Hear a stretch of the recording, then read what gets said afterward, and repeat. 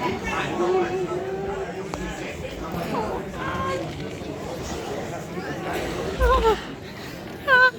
Pannel. Yes, you are. You're a movie star. Oh, look, it's the main guy.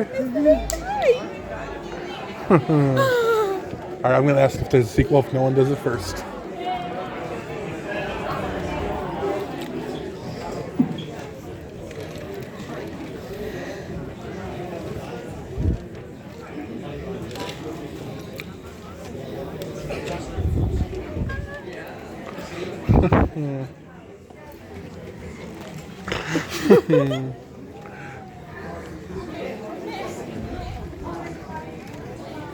Oh my gosh, that's the main guy. Oh my god, he did so good. Yes. All right. Thank you, everyone. I'd like to introduce tonight's panelists. Please welcome back tonight's filmmaker Ben Gagno and his Ow, ow, ow, ow. the stars of Strait Undercover, Race Everhart and Peter Johnson. Woo! I'm going to start my timer because our time is a little short this evening. I just want to start with a few questions, and then folks in the audience, if you have questions, just raise your hand, and we have a runner with a mic that they'll come to you. So Ben, Race, and Peter, I'd love for each of you to give a quick introduction of yourselves to the audience, if you would. Race, we'll start with you. Okay. Hi everyone, my name is Race Everhart. I play the role as Strait, the lead hero of the movie. Straight Undercover. Thank you for having us tonight. Thank you so much.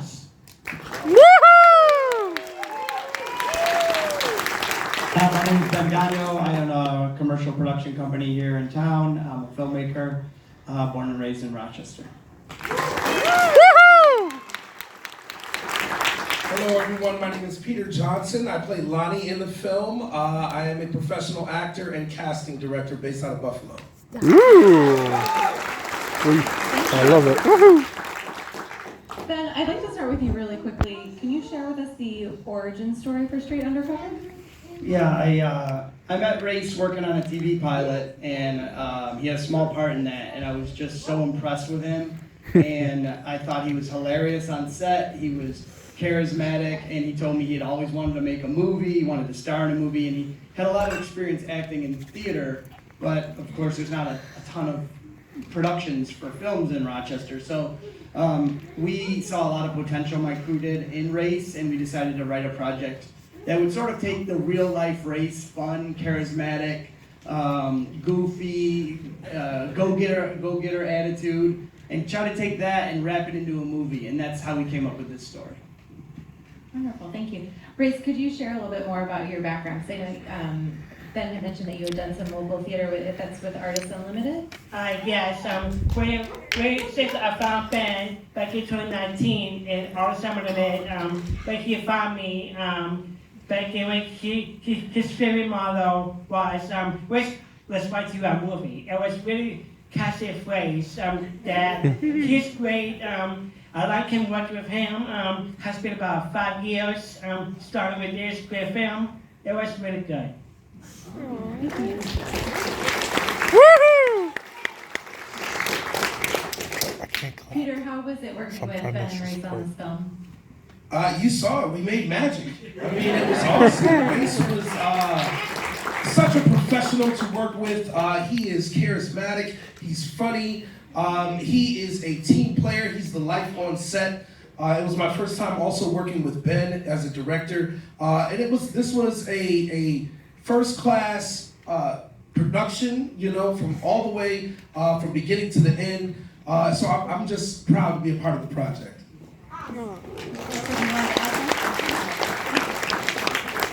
Did we have some questions from the audience? It's hard for me to see with the lights, so if anyone has a question, if you want to raise your hand or. Were there any off-script moments that made it into the film, and if so, what were your favorite ones? Definitely, that's a great question. There definitely was. I have to say the dip line where he's eating the carrots and he's like, man, I wish I had some dip. Ray's, you might not know this, or you might, he has an insatiable appetite. Sam. He was genuinely eating the carrots the whole time. And the camera's running and he says, oh man, I wish I really had some dip for these carrots. Lonnie chuckles, and that's his real chuckle. He's just like kind of giggling, and I was like, that is so good. We gotta keep that in there. And there's several moments like that where Race just kind of does something, and it's just so funny. But that one is definitely a personal favorite. Okay, I have a follow-up. What kind of dip, Ray? It's like a wrist dip, like once from the home. Actually, my mom used to buy those from the local grocery store without the remnants. They usually pick them up. Actually, she's very good with shopping and groceries and everything. And she's great. She's a great caring mother. She is. Aww. And she's really good with groceries and everything. She does do this. I will add, he's given his mom a great shout out, but did not like the fact that we named his on-screen mother Sue as a homage or a thank you to the real life Sue, his real mother.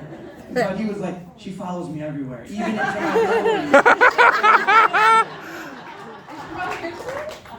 Yes, yes.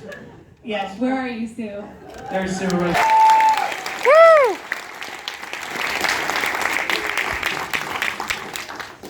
Awesome, thank you. Other questions?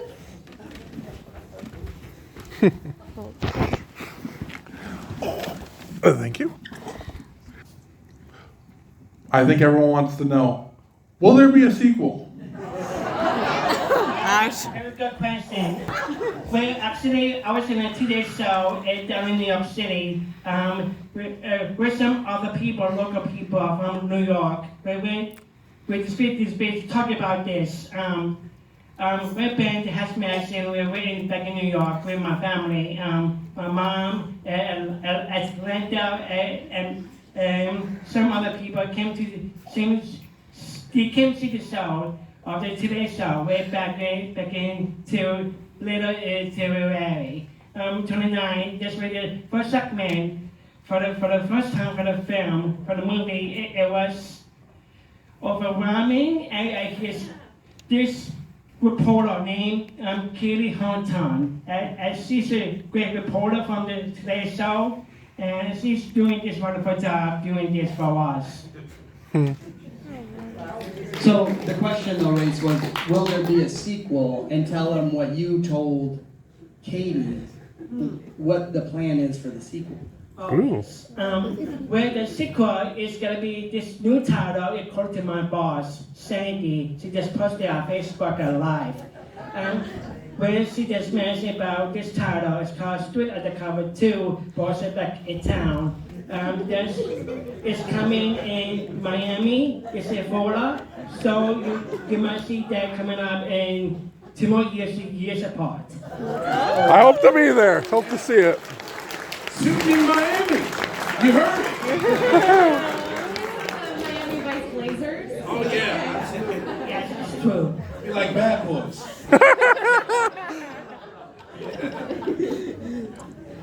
Okay, other. Oh, yeah.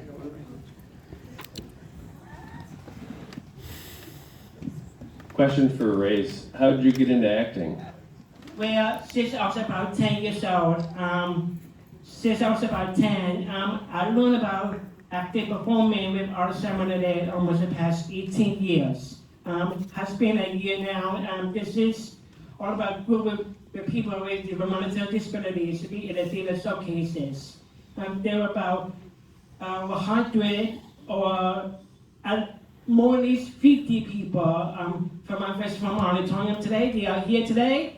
Some of my other friends from TTs are here today. And I'd like to thank them for support. For this co-president, Tom Ricky, he's part of this. He's great with kids with Down syndrome doing upcoming event. They're doing the the new show coming this weekend, this Saturday. Also, we're announcing that Peter Pan is coming up this year in 2025. It's true. It's all about Sarah Sabelle. She's the one started this with announcing with this, and this is all this true because I knit scarves. You see, I knit over past 12 years now. I do this at home where I was working in my office. It was really good, and I'm the one who started this program, the Every Time for this group is called Aspire, led by Forces they so choir. Led by Tuesday Tala is having a great event. Also, as some of my friends are doing this, it's all about them. It's not about me or anything else. No. So Very well. Grace will give you the backstory to the backstory. I don't know that. I just want to preface what he says. In case you don't know about Artists Unlimited, it is a group in Rochester. They've been going for a long time. A wonderful group, and that's how I met Race. They do theater productions where the cast is largely comprised of people with disabilities. They do Peter Pan, they do Willy Wonka's, very fun plays. They do a show a year. Everybody puts in a ton of work. It's an amazing program here in Rochester. And I met Race through that group. I've done some work for them. And so that's where he got his start at acting, because they give people that would not necessarily get the chance to be the hero or be on stage, they provide that, and it's really special. And then, if you're wondering what he's talking about, scarves, he knits amazing handmade scarves. How much did he raise? Like $10,000 or $15,000? Wow. Actually, Actually, I love it.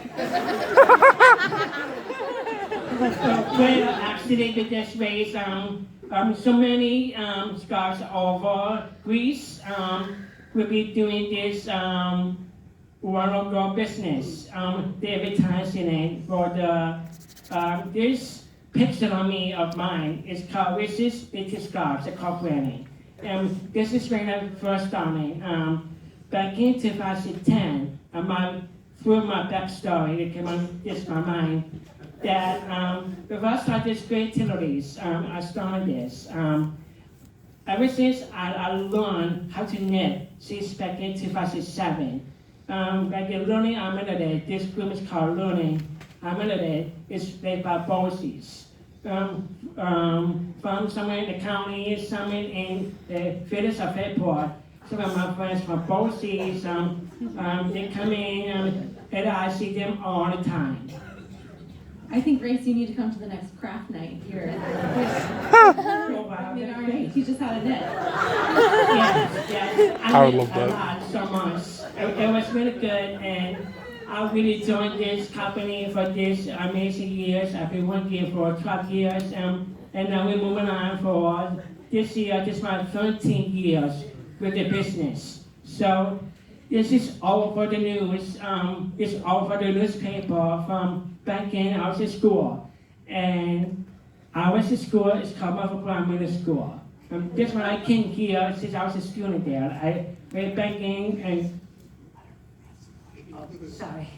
I'm always I can't knit or crochet or anything, so I'm very impressed at anyone that can. Do we have more questions from our audience? We have one up front here. If we have a mic coming. Yeah.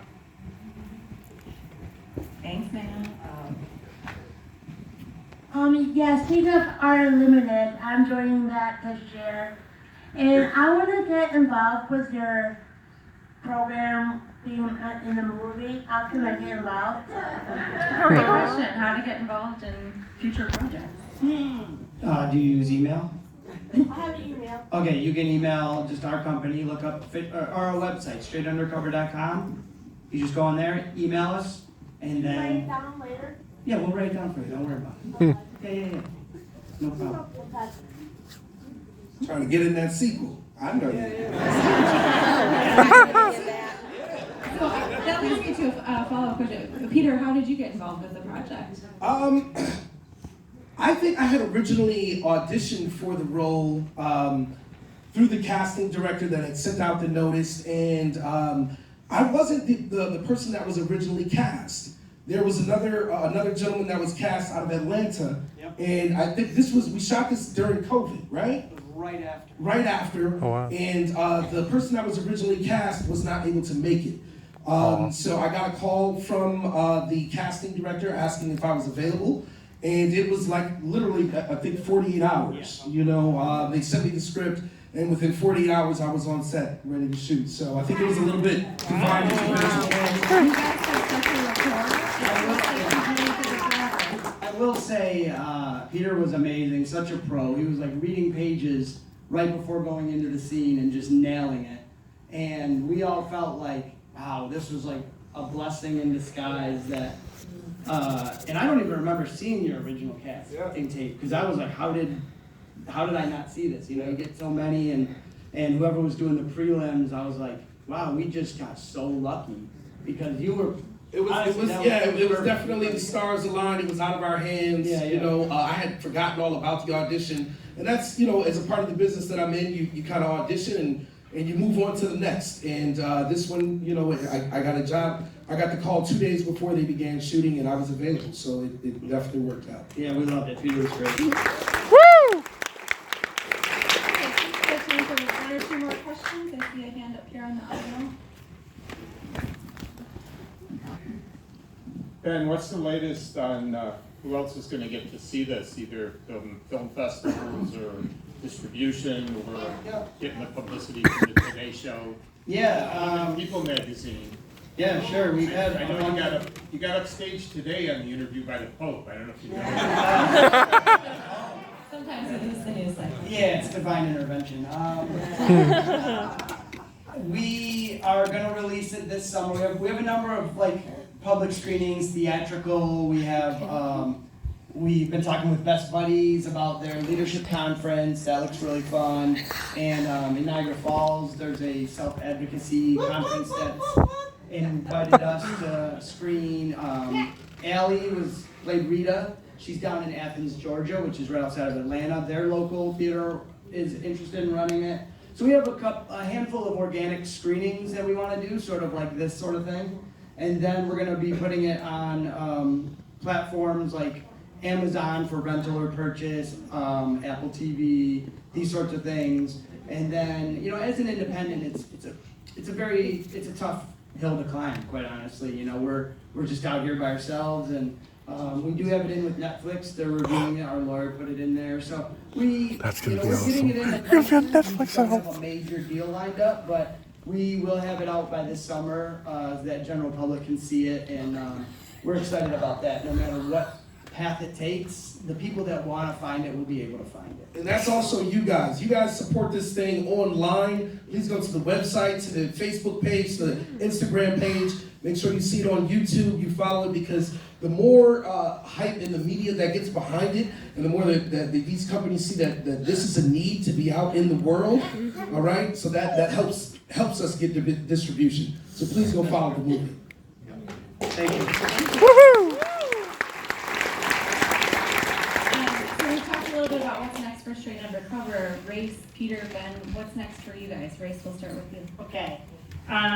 For next part of our level is that we are deciding that we're not even to work on it right now, but we're not getting to that point because Ben is to be serious and other stuff. Like film festivals all over the state. Actually, we're still continuing to move on, and then we are deciding to shoot in Miami because this is part of the road trip. We always go there every single year. So for our part, actually, but first, I'll let to Ben and Peter. We're talking about more. So what's the question? What we're up to now? I mean, trying to make some money because I spend it all on the movie. But no, I mean, I own a commercial production company, so we do a lot of commercial production. So I'm focused on business and that sort of thing. I would absolutely love to shoot a follow-up movie to this. There is, I should mention, Chris Powers is a documentary filmmaker based in New York City. He grew up with race. he saw what we were doing and he thought it was so interesting that he decided to shoot a documentary, and that's called Race to the Movies. Oh, cool. So that's sort of a 1 hour film that he just had a baby like last week. So Busy. yeah, he's a little busy. Yeah, just a little bit. But he's in the editing post-production process, and the idea behind his film is profiling our project and how it's different, but also talking about actors with disabilities and how representation is not always authentic and how it's overlooked. And so I'm helping him a little bit with that and just keeping in touch. So that's an exciting sort of like sidecar project to ours. But as far as me Come personally, back, we'll screen that. yeah. So just looking for new opportunities for this project to screen, get it on streaming platforms. That's in the near future, and in the far, I would love to, obviously shoot another project with Race. Yeah. Peter, I'll let you answer in just a moment, but Ben, I'm curious. Still look at. We know Miami. We're very excited about Miami. A little bit about the fact that this is a Rochester, this is a Western New York production, and how unique that is. Can you just talk a little bit more about that? In like what context? I'm just trying to. Well, difficulties, challenges, benefits. Well, there's not a lot of. There's a fair amount of production. Peter can speak to it because Buffalo has more feature production than Rochester, so Rochester does not have a ton. That being said, we have talented people, and so we put this together. It's sort of an in-house production, and we know the local crew and stuff. But I don't know. I don't have a great answer for that. So. Peter can segue because he does. So Peter does a lot more scripted narrative feature work, right? So maybe you can talk about the scene is a little more robust in Buffalo than it is in Rochester. I do. As I mentioned, I'm a professional actor and casting director. I work a lot, whether I'm traveling for film or Buffalo is very popular right now with film productions coming in and out of town. Currently, my company is working on the Hallmark Buffalo Bills movie that's being shot. So if you guys are interested in being extras, we're also looking for that as well. I know what I'm doing. Yeah, please, what's that? We're signing my data. Absolutely. You can go to my company website. It's castingbuffalo.com. You can sign up right there to be a volunteer or paid background extra. So my company is busy. We're always kind of involved in a lot of different productions. Again, I'm an actor and I'm a casting director, so you'll see me kind of dabbling all over the industry. Are you a Western New York native, or what made you choose Western New York? No, I'm originally from Buffalo. I've lived all over the country. I went to school in New York City and kind of been a traveling artist for a long time, but I did come back to Buffalo. I had kids, and that's where I'm at. Wonderful, thank you. Well, thank you everyone for joining us this evening. Thank you to our team at the Little. Thank you so much. Thank you to Thank all you, our everyone. panelists and our ASL interpreters. And thank you for joining us.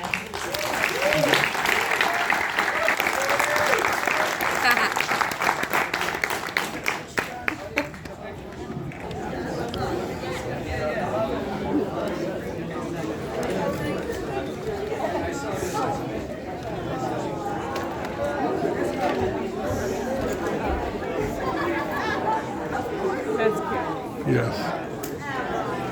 And that was a really great question. Tracy?